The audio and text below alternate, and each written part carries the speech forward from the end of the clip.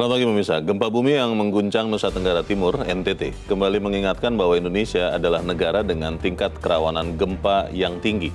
Ada di kawasan cincin api atau ring of fire dan pertemuan sejumlah lempeng tektonik membuat aktivitas seismik menjadi risiko yang harus dihadapi masyarakat Indonesia. Pemirsa, inilah editorial Media Indonesia di seri ini Selasa 18 Agustus 2026 dengan tema Waspada Gempa Mesti Menjadi Budaya bersama saya Leona Samosir.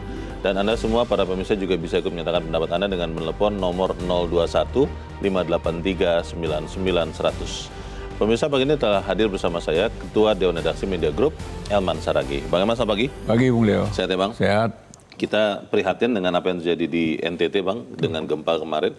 Tapi pertanyaannya begini, kalau editorial pagi ini memberi judul Waspada Gempa Mesti Jadi Budaya, artinya kalau saya menerjemahkan, kita belum punya, jangankan budaya, kebiasaan untuk mengantisipasi bencana kelihatannya belum menjadi kebiasaan kita. Bagaimana, Bang? Iya, kebiasaan menghadapi bencana itu sebetulnya sih ada. Sebenarnya ada? Ada, hanya sering-sering terlupakan, terabaikan. Jadi kayak begini kan, begitu terjadi gempa di NTT ini, wah itu nanti mungkin seminggu setelah atau sebulan setelah ini udah reda. Lupa? Enggak, semangat. Semangat untuk meningkatkan kewaspadaan gempa kan gitu kan. Sekolah, di rumah ibadah, di mana-mana kan gitu. Masih semangat ya semangat untuk membiasakan. Tapi secara perlahan-lahan ternyata hilang itu apa itu. Nah, itu yang menjadi soal besar.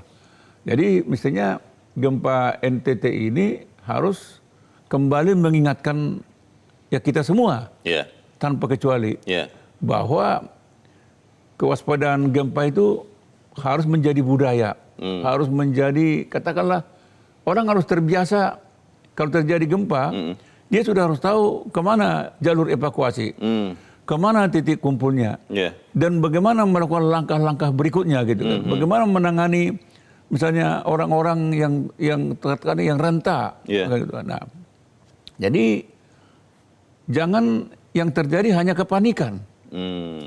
Jadi panik pasti, tapi kepanikan itu tidak menghambat bagaimana jalur untuk menyelamatkan diri. Itu yang sering terabaikan. Nah, ini kalau tidak dijadikan budaya, kalau tidak sering-sering disampaikan ke masyarakat, di sekolah, ya itu kayak misalnya kemarin mungkin juga kaget juga. Padahal NTT itu kan daerah gempa. Keniscayaan sering sekali terjadi gempa di situ. Ya mutlak wajib gitu loh. Nah pertanyaannya Bang begitu Bang, ini kan kembali lagi ke konon adalah penyakit dasar orang Indonesia. Kalau peristiwanya sudah lewat, maka kita lupa untuk siap-siaga. Bagaimana itu kita bisa buang, kita akan bahas itu. Bang Elman, misalnya editorial Media Indonesia untuk hari ini Selasa 18 Agustus 2026, Waspada Gempa Mesti Jadi Budaya.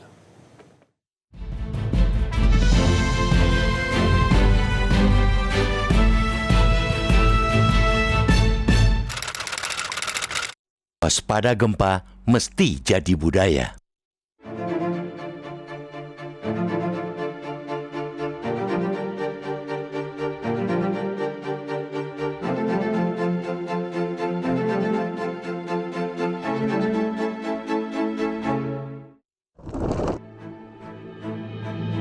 Gempa bumi yang mengguncang Nusa Tenggara Timur (NTT) kembali mengingatkan bahwa Indonesia merupakan negara dengan tingkat kerawanan gempa tinggi.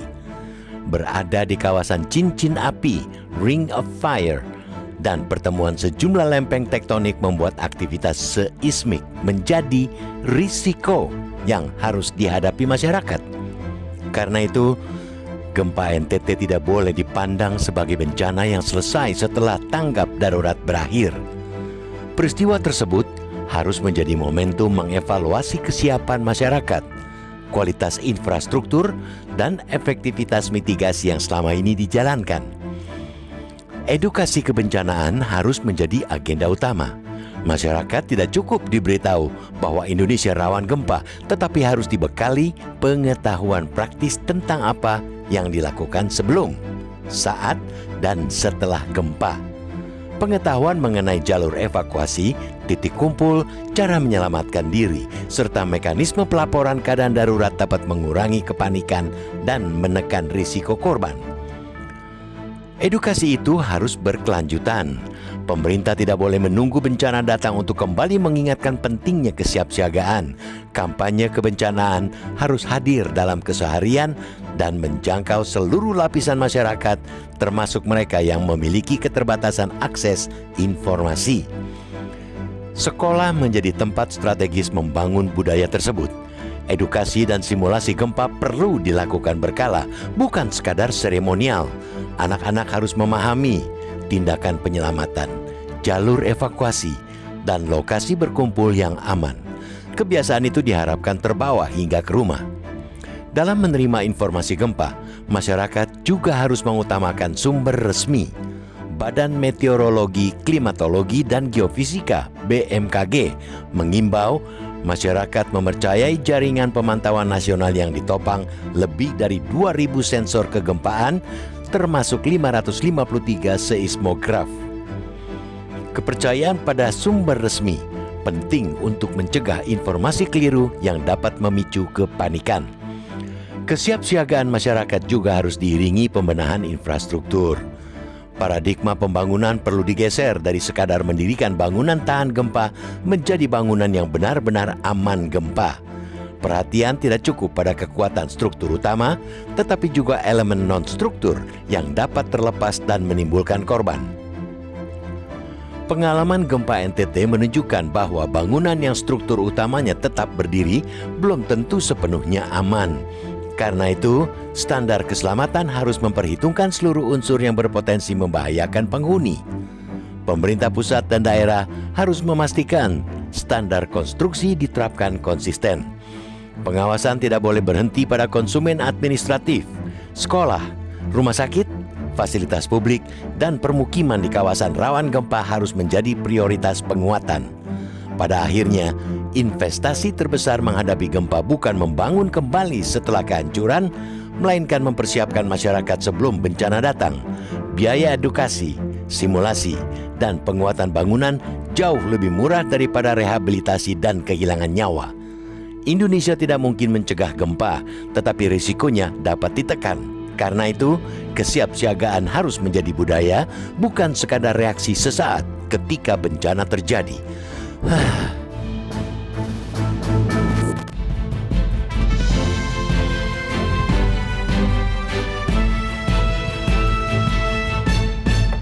Di bagian berikut Anda bisa menyatakan pendapat Anda terkait editorial pagi ini. Pemirsa, untuk saat ini tetaplah bersama kami.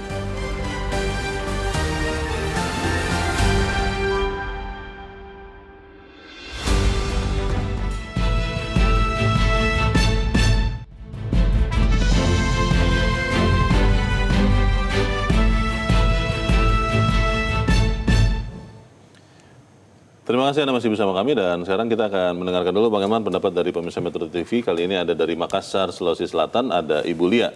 Bu Lia, selamat pagi. Assalamualaikum. Waalaikumsalam Bu Lia. Bagaimana Bu, ini kita bisa tidak membiasakan diri untuk waspada gempa dan bencana yang lain? Silakan Bu. Ya, secara pastinya kalau kita lihat kondisi sekarang ini saya. Pertama-tama saya turut mengucapkan duka cita dengan saudara kita yang ada di NTT. Apalagi kampung saya Pak juga terkena imbas ya, Kepulauan Selayar, Kabupaten Kepulauan Selayar. Ya. Oke. Ya, kena imbas juga Pak ya. Jadi memang termasuk daerah saya itu rawan juga ya, karena dekat dengan NTT. Jadi ini peringatan juga saya. Cuma saya rasa ya sudah cukup ya peringatan dari BMKG. Cuma kita itu begitu saja ya, selalu acuh tak acuh saja, begitu lewat sudah lupa lagi. Jangankan budaya untuk gempa, budaya malu saja kan tidak ada Pak ya, tidak ada barunya kita, negara kita ini, masyarakat kita ini. Jadi agak susah juga memang diterapkan peringatan-peringatan dari BMKG untuk mengantisipasi meminimalisir ya, minimal meminimalisir kejadian-kejadian yang ada. Jadi Bulia. ini bahayanya tidak terlalu banyak atau risikonya, ya. Di handphone itu Bu ada aplikasi banyak dan ada aplikasi dari BMKG. Di handphone Bulia sudah Ya, ada betul. aplikasi itu tidak Bu? Kalau artinya saya termasuk Belum ini ada? gagap teknologi, Pak, ya, gaptek. Oh begitu ya. Cuma saya Oke. mengikuti peringatan dari Baik, BMKG. baik. Jadi tetap supaya Ya. kita Jadi meningkatkan mudah-mudahan, kewaspadaan ya. Baik, terima pembelajaran, kasih. Ya, pembelajaran ini. Oke. Baik, terima kasih Bu Lia di Makassar, Sulawesi Selatan. Selamat pagi Bu.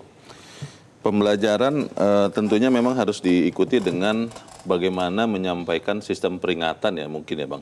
Tapi seperti tadi saya tanya ke Bu Lia, kelihatannya karena beliau mengatakan gaptek, di handphonenya itu tidak ada tuh Bang aplikasi BMKG yang bisa memberitahu ada gempa di mana, ada potensi bencana apa. Kira-kira bagaimana Bang? Ya sebetulnya kan bisa disederhanakan kok. Hmm. Kan tidak semua harus Pakai aplikasi? pakai aplikasi kan. Artinya kan di sinilah tuntunan dari pemerintah ya. Ya. Gimana caranya supaya masyarakat itu terbiasa gitu kan. Jadi tidak mengagetkan, Hmm. tidak panik gitu kan. Jadi mereka udah terbiasa. Misalnya, jadi sehari-hari kalau terjadi misalnya gempa, Ya. katakanlah anak-anak di sekolah, dia sudah tahu kemana jalur evakuasinya. Apa yang harus dilakukan? Harus lakukan gitu kan. Boleh lari atau tidak? Boleh lari atau tidak. Dan kalau bergerak arah mana, itu penting. Titik evakuasinya di mana? Titiknya di mana gitu. Oke. Titik kumpulnya di mana gitu. Iya, iya. Dan ini harus diberikan pemahaman sejelas-jelasnya kepada seluruh elemen masyarakat. Ya nelayan, ya buruh, ya guru, ya anak-anak, semuanya. Terutama misalnya di rumah sakit gitu kan. Iya. Itu penting itu. Iya. Jadi kalau di rumah sakit itu kan orang-orang yang dirawat kan udah pasti rentan kan. Betul. Ini juga harus paham gitu. Nah, kecuali itu juga memang yang tidak kalah pentingnya adalah bagaimana kesiapan bencana itu juga tercermin misalnya dalam bangunan misalnya kan. Jadi bangunan itu memang sudah dikatakan udah dirancang memang tahan gempa. Mulai sekolah, Iya. rumah ibadah, Iya. ya rumah. Tapi kan tahan gempa biasanya mahal Bang. Dan kelihatannya tendensinya, tidak usah lah, kita kan jarang nih gempa. Ada yang seperti itu bagaimana Bang? Jauh lebih murah mitigasi seperti itu daripada merehabilitasi. Oh, Ini kan itu jauh murah. iya, iya. Ini kan katanya ini kan rehabilitasi lah ini kan. Ini kan pasti jatuhnya mahal. Mahal. Tetapi kalau mitigasinya sempurna, artinya kan ketika misalnya terjadi gempa, Iya. rumah sakit masih berfungsi, rumah ibadah masih berfungsi, Iya. sekolah masih berfungsi, Iya. jembatan masih berfungsi. Jadi lebih mudah kan gitu. Yang harus bergerak Bang Elman untuk kemudian membuat budaya sadar bencana, antisipasi bencana itu siapa? Apakah sekolah, apakah keluarga, pemerintah daerah, atau ini sebenarnya harus menjadi gerakan nasional? Karena Indonesia kan bukan hanya NTT, itu masuk ke dalam ring of fire yang rawan gempa, rawan letusan gunung, dan rawan bencana yang lain. Yang mana Bang? Ini harus menjadi gerakan nasional. Jadi jangan juga sedikit-sedikit menyalahkan pemerintah.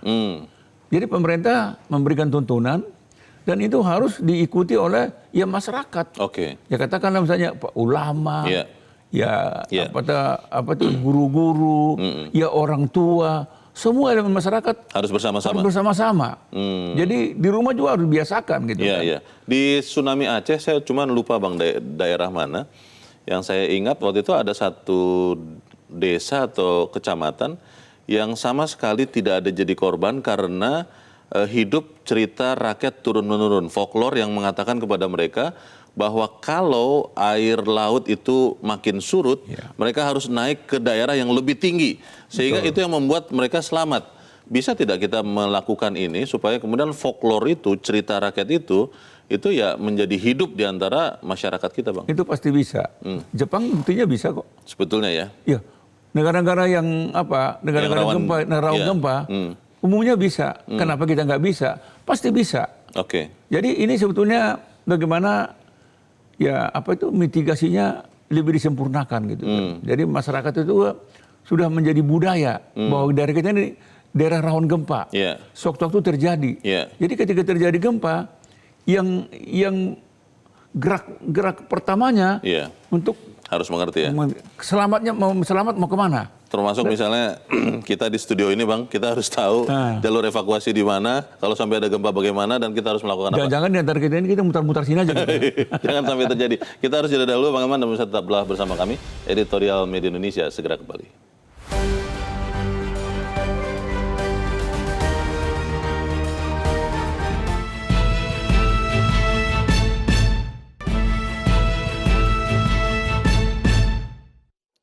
Terima kasih Anda masih bersama kami, dan kita ada di bagian akhir dari diskusi kita pagi ini. Bang Eman, saya sejujurnya khawatir Bang, bahwa setelah masa tanggap darurat NTT ini lewat, kita betul-betul lupa Bang, untuk kemudian benar-benar membuat kita jadi orang yang sadar atau benar-benar bersiap untuk menghadapi bencana gempa. Bagaimana Bang? Ya, itu yang harus kita cegahkan itu kan. Tadi kan kita udah jelaskan bahwa gempa itu kita nggak tahu kapan datangnya. Betul. Kan dia tidak pakai surat pemberitahuan kan. Tidak. Teknologi belum ada yang bisa mengetahui di mana gempa itu akan terjadi. Siapapun tidak bisa membayangkan gempa akan terjadi kan. Ya. Tahu-tahu sudah terjadi gemuruh kan gitu kan. Nah, itu pentingnya pembelajaran tentang bagaimana antisipasi gempa itu gitu. Ya. Jadi mulai anak-anak sudah diajarkan, terutama sebenarnya yang paling bagus, paling cepat ini diajarkan di sekolah. Jadi sekolah itu mestinya ya kurikulumnya harus ada. Iya. Ya, katakanlah misalnya sekali dalam seminggu ada pembelajaran bagaimana. Ada drillnya. Ada drillnya. Ada latihannya. Ada latihannya gitu. Kegempaan. Jadi karena kalau semua anak-anak sudah terbiasa, dan anak ini kan menjadi dewasa kan. Betul. Dan mereka lah nanti yang akan meneruskannya kan. Jadi jangan juga misalnya setelah tua baru diajarkan. Susah. Yeah. Nah misalnya juga di rumah-rumah ibadah juga diajarkan. Katakanlah di arisan-arisan juga diajarkan. Bisa ya? Bisa. Karena itu menyangkut keselamatan setiap orang. Yeah. Ketika terjadi gempa, jangan harapkan kau bisa diselamatkan orang. Yeah. Karena pada saat itu orang cenderung untuk menyelamatkan dirinya. Betul. Nah, kalau semua orang bisa menyelamatkan dirinya dan memang terarah kemana jalur evakuasinya, ya selamalah kita semua ini kan gitu. Iya, Kan. iya. Nah, memang tadi juga kita ingatkan yang tidak kalah pentingnya pemerintah sudah harus memberikan contoh-contoh bagaimana bangunan yang tahan gempa. Oke. Iya. Di semua bangunan gitu kan. Iya. Walaupun mahal relatif. Iya. Jauh lebih mahal rehabilitasinya kan. Betul. Dan nyawa Bang yang bisa kemudian jadi korban. Ya kita kan ya jujur aja ya, gempa NTT ini kita bersyukurlah. Tiba-tiba aja pemerintah gerak cepat kan. Sangat gitu. cepat. Cepat. Langsung presiden kirim para menterinya. Iya. Sehingga rakyat NTT tidak merasa sendirian. Nyata kehadiran negara di NTT pada gempa kali ini. Kita optimis tidak Bang bahwa kemudian setelah peristiwa ini terjadi, mulai kita bisa munculkan budaya antisipasi bencana atau gempa ini Bang? Bukan optimis, tidak optimis, wajib. Harus optimis. Oke. Jadi tadi kan kita katakan, yang bisa menyelamatkan kita dalam bencana, ya diri kita sendiri. Yeah. Kalau tergantung kepada orang lain itu juga belum tentu juga selamat. Betul. Bagaimana dia menyelamatkan orang? Yeah. Jadi budaya penyelamatan, budaya kesadaran gempa itu penting diajarkan mulai dari anak-anak. Baik, kita harap yang kita bicarakan di tempat ini juga bisa menyumbangkan bagi pembentukan budaya sadar bencana. Bang Elman, terima kasih sudah hadir di tempat ini. Selamat pagi Bang. Pemirsa, Indonesia tidak mungkin mencegah gempa, tapi resikonya dapat ditekan. Karena itu kesiapsiagaan harus jadi budaya, bukan sekedar reaksi sesaat ketika bencana itu terjadi. Saya, Leonard Samusi, berterima kasih Anda sudah menyimak editorial Media Indonesia untuk pagi ini. Terus jaga kesehatan Anda, terus jaga nurani Anda. Selamat pagi, sampai jumpa.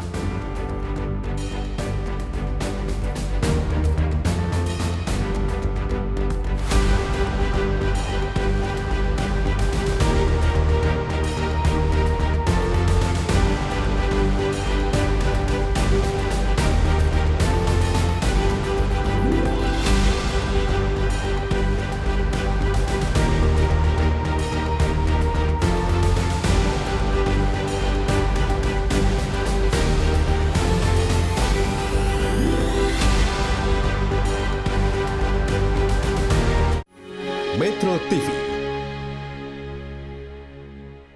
Jelajahi cara baru mendapatkan informasi. Download Metro TV Extend sekarang.